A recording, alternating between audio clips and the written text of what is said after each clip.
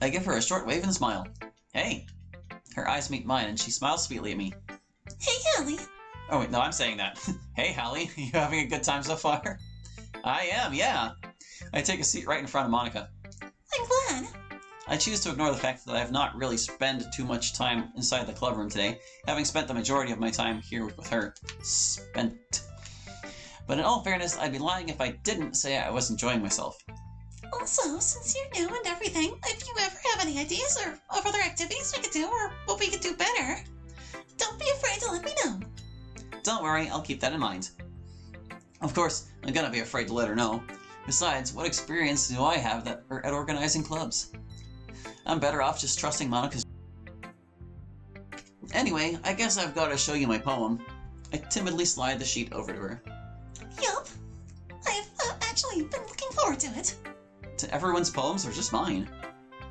She picks up the sheet and begins to read it with an intent expression. And intent. Minutes pass, more than enough time for her to finish reading the poem. My mind keeps telling me she hates it, but she eventually places the paper down and looks quite astonished. Are you sure this is your first time writing poetry? Yeah? I feel a bead of sweat trickle down my forehead. Is it that bad? No. Monica's tone shifts to a more apologetic one. I didn't mean it like that. Her cheeks redden a bit. I just meant that it was pretty good. Sayori saying that is one thing, but Monica, though? Nah, you can't be serious. No, I am. She smiles sweetly at me, causing me to smile back as well. In a way, the language kind of reminds me of my own poems. It does. I'm surprised at that comment. My writing has never been that great, even with my improving over the years. There's no way in hell that it could seriously compare to her work, though, right? She nods, sliding her notebook over to me, signaling me to read it. I'm sure that was supposed to be signaling. I focus in on the page. Her poem seems to tell the story of a person doing all they can to preserve the way that people think about them, no matter the strain on their mind. It's quite solemn. You need an N in solemn on the end, yet hopeful at the same time. By the end, there's the suggestion that one day they won't need to keep appearances up. I read it through a second time before looking back up at Monica, completely taken aback. I knew she'd be good at this, but this is something else. That was really great. Is that all you can say, Hallie? Monica smirks. Glad you liked it. As I hand her book back, a thought. Kinda curious, though. What was on your mind? Monica stops, silently mulling over what to say next. She takes a deep breath. I'd say that over the years, I've noticed that some people have a habit of keeping up appearances just because people see them a certain... This needs to be an A. There you go. That's a little deeper than I'd expected. It does also remind me of certain people I've seen, mostly high schoolers. Go on. Like, I wouldn't say I'm the best at reading people, but I at least think people like that people like that may hate being held to such high standards. She goes on, sounding like an expert. Then again, she's been around so many people over the years, I've known her, so that very well may be the case. I take a sigh as I collect my thoughts. Honestly, that's partially what I thought it was about. Monica gives me a knowing smile. Maybe we're more alike than you thought. I seriously doubt that. All because we thought the same once can't mean much, right? Unless she remembers our discussions back in class back then. A girl's mind is far better than mine, if that's the case. Oh, girl's mind. Okay, it's possessive, it's fine. I decide to humor her. Maybe we are, maybe we aren't. We share a short laugh between us. That's something that takes me back fondly. She was the only person that made last year's English class bearable to get through. B-E-R-A-R. Yeah, B-A-R. I guess that's why I always gravitated toward her for group work. Either that, or it's because she was probably the one person in that class that put up with my sorry ass. Maybe it's a bit of both. I don't fucking know. But that's in the past. I need to focus on now. Monica is the first to talk after our short laugh. I was kind of worried you wouldn't take this seriously, but you surprised me. I feel my face redden a bit. Hey, it's nothing. I chose to be part of this club after all. And I'm glad you are. Thanks, Monica. My stammering side takes center stage again. Damn nerves. Thanks for sharing. I get up from my seat to figure out who to share with next. Since Sayori and Natsuki still seem to be in deep discussion, whether about the poem or something else I decide to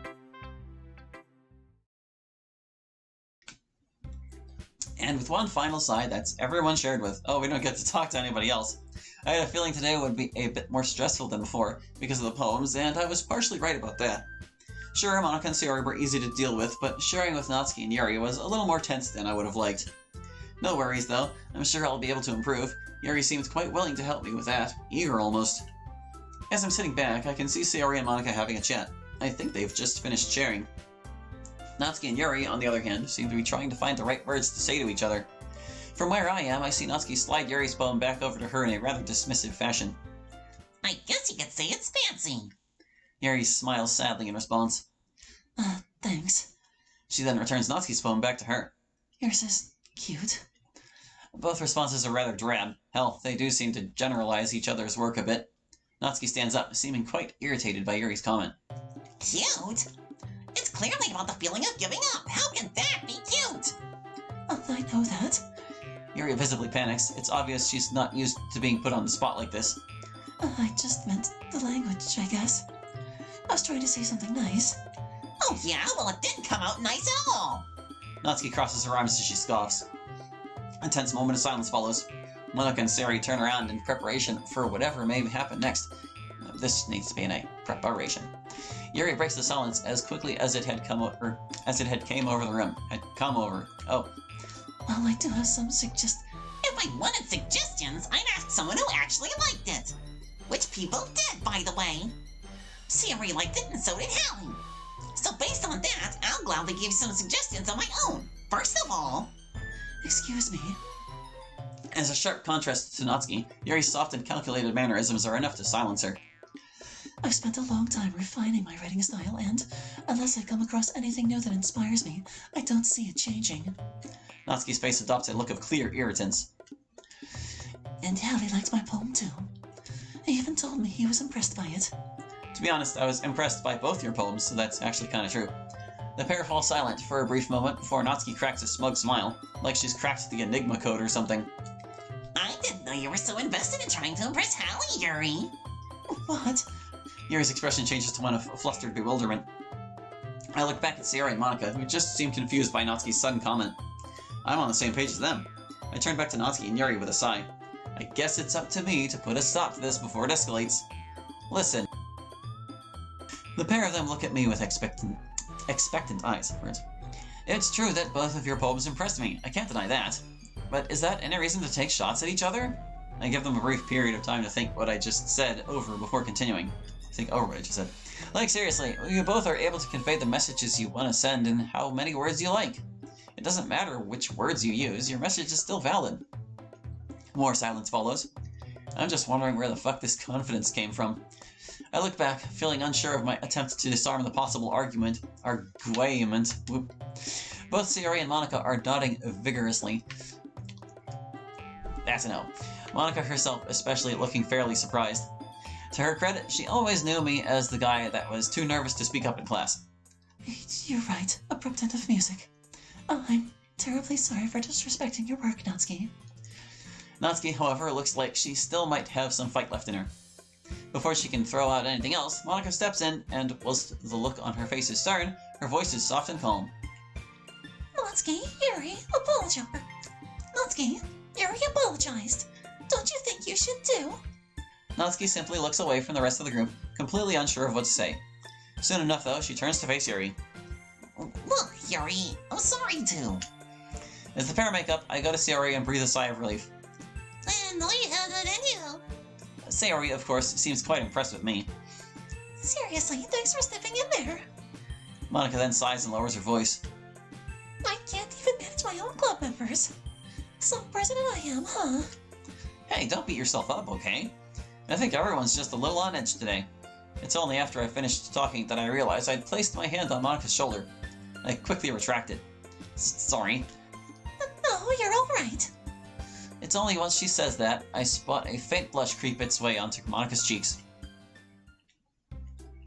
Okay, everyone, it's time to wrap up for today. Once again, Monica's voice fills the room, her confidence in herself seemingly returning. How did everyone feel about sharing poems? I think it went great. It went better than I thought it would. It went okay. Well, mostly. Natsuki flashes Yuri an awkward glance. Yuri doesn't seem to notice it, though. Monica then turns her attention to me. How about you, Hallie? I'd say it went pretty well. Monica smiles optimistically. In that case, how about we do the same for tomorrow? The remaining 4 of us agree in unison. To be fair, I doubt I'd get better at this if we just dropped it after one day. Besides, I'm not going to turn down a way to express myself creatively. After some more conversation about today, we all start to pack up. It isn't too long until Sayori and I wave goodbye and depart from the... Unlike most of our walks home, Sayori is fairly quiet for the most part of it. However, it's clear that it's not because something's bothering her, rather it seems like she's thinking hard about something. I swear the inner machinations of her mind could be one of life's greatest mysteries. To think that I once thought there wasn't more to her than unfiltered happiness. Oh, how naive I was. Hey, Hallie. Sayori speaks after what feels like forever, although realistically it must have only been a couple of minutes at most. Mind if I ask you something interesting? I don't even know if it's the right word to use. Yeah, sure. I stop on the pavement and turn on my heel to face Sayori. A moment passes as she ponders how to word whatever she wants to ask me. So, how do you think Monica feels about you? What? Out of whatever I was expecting her to ask, that certainly wasn't it. Hell, it's kind of surprising that she was so forward with it. Normally, she'd just verbally dance around the actual question. Where on earth did that come from? I shouldn't say much, but she did kind of ask me about you this morning. Plus, it's pretty obvious you're into her, Hallie. How did she know? Was it all the blushing? Yep, she can see right through me. Just gotta play it cool, Hallie. You are, aren't you? There's no way I can lie to her at this point, is there? Then again, why would I need or want to do so? She's my best friend. If I can trust anyone with my secret, it'd definitely be her. I am. I have been for a while. That's the first time I've admitted my crush to anybody else. In a way, I'm thankful that the first person I tell is Sayori. But at the same time, I'm nervous as to what... Sayori hasn't yet said anything in response, opting instead to motion for me to continue talking. Might as well let this all out. I go. I think it started when second year started. Even though we only had one class together, we got on really well. Like, you remember how I was still quite nervous to talk to anyone but you for the longest time? Sayori nods, listening intently, as if to ensure she doesn't miss a word. Well, Monica started talking to me first, and I didn't feel like I had to hide myself.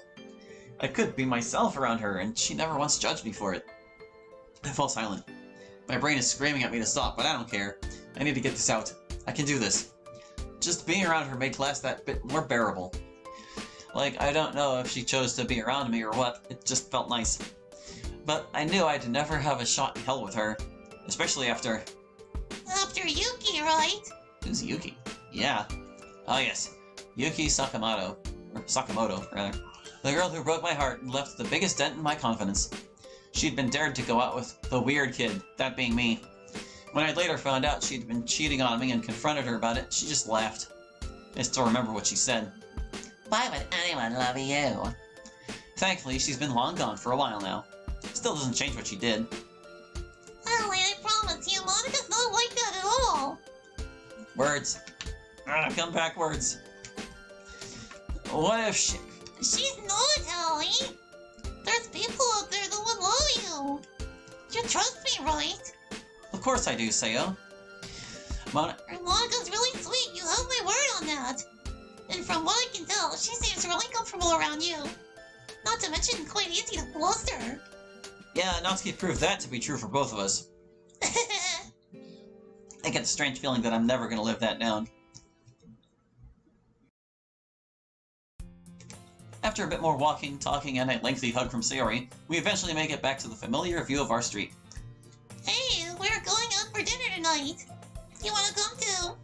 Sayori's parents have always treated me like one of their own. Then again, our parents get along quite well too.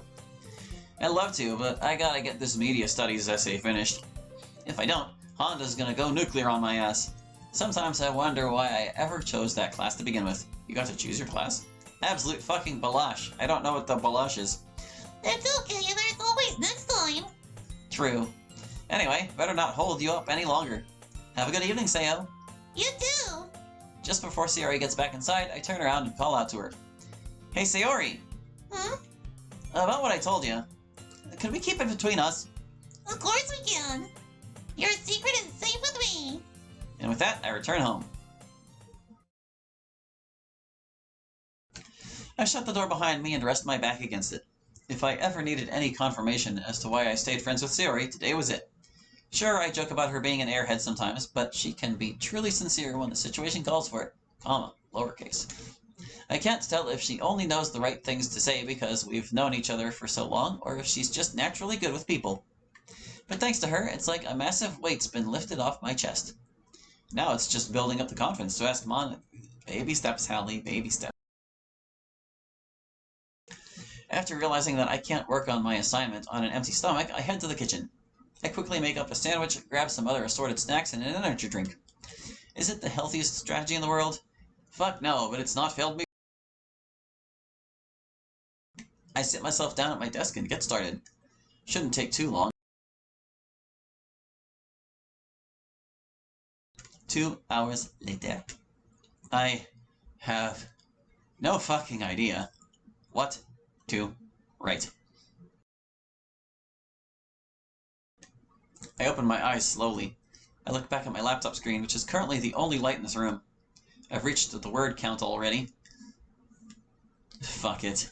I quickly render it and submit it on the online portal. At least it's done now. Whether it's good or not doesn't even bother me. It's just done. I glance down at the screen's digital clock. 7:02 p.m.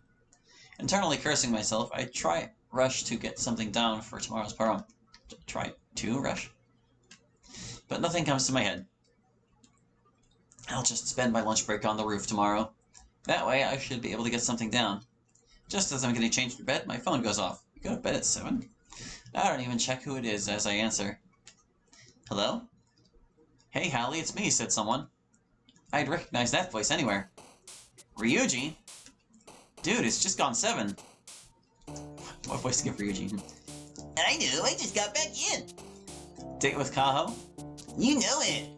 According to Ryuji, he and Kaho had been together since mid-junior high. How they've stayed together this long is truly mind-boggling. Jeez, man, you two are going to be married in no time. Funny you should mention that.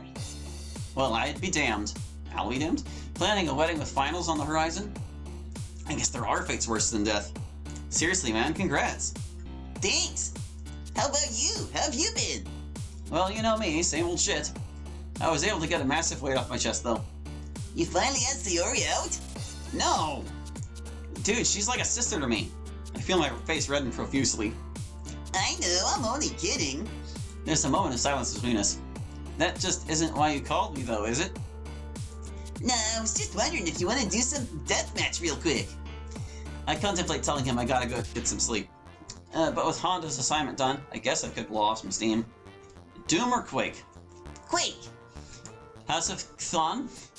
There's a quad damage with your name on it. And this is a remix from Doom, if I'm not mistaken. The digital sounds of rocket launches, giblets flying, and mine and Ryuji's competitive banter dominate the next few hours. To think that we first met on some boomer shooter forum before we found out we went to the same school is kinda nuts. We became quick friends as soon as... It isn't my alarm that wakes me up this morning, but instead my ringtone. Groggily, I pick my phone up. It's Sayori? She's not... I yawn as I answer the call. What's up? Yeah, I don't think I'm gonna be in school. With the way she sounds, it's clear she's unwell. Let me guess. What? I am undercooked shit. She's cut off by her own coughs. After some silence, I speak up. You should get some rest, Sayori. I know. Also, promise me you'll never eat at Pearl City. I don't want you getting ill, too. Noted. I chuckle at how serious she sounded. Though I'll be subconsciously avoiding there. Oh, subconsciously. Never really heard any positive things about that place anyway. Once I force myself out of bed, I make my way to the bathroom to get a quick wash. I let the water run for a bit before stepping in. God, warm water feels nice in the morning.